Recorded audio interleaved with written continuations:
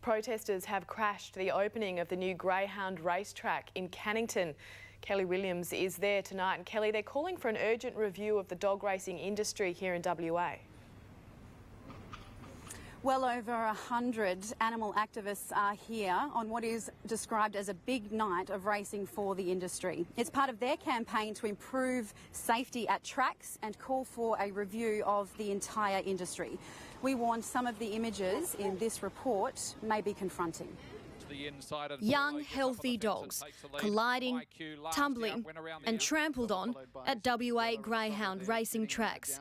It's not uncommon. Falls like these happen at most meets across the country. More than 15,000 racing dogs die from these injuries every year.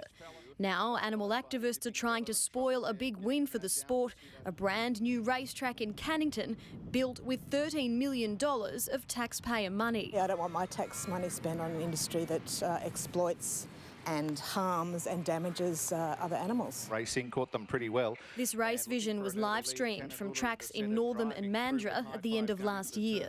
Local stewards' reports show over 4 months there were 367 injuries at the two tracks and 22 of those dogs were put down. Retirement means getting euthanised humanely by a vet, getting shot in the head and buried in a mass grave, or being sent to universities, blooded and then killed. Racing and Wagering WA has prosecuted trainers for doping, most recently in February when a trainer was charged after bags of amphetamine tablets were found on the floor of a kennel.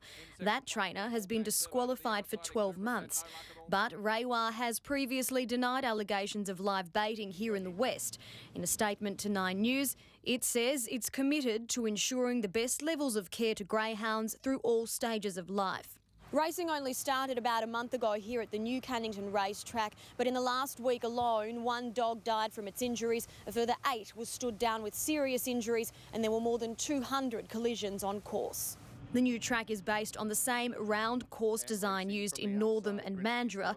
Activists say a long, straight track would cause far less injuries. The main injuries are from that repetitive racing flat out on hard surfaces and often going around bends. It puts a lot of pressure on one side of the body. Racing my cue last out. The activists say they'll continue protesting until there's an independent review into the sport.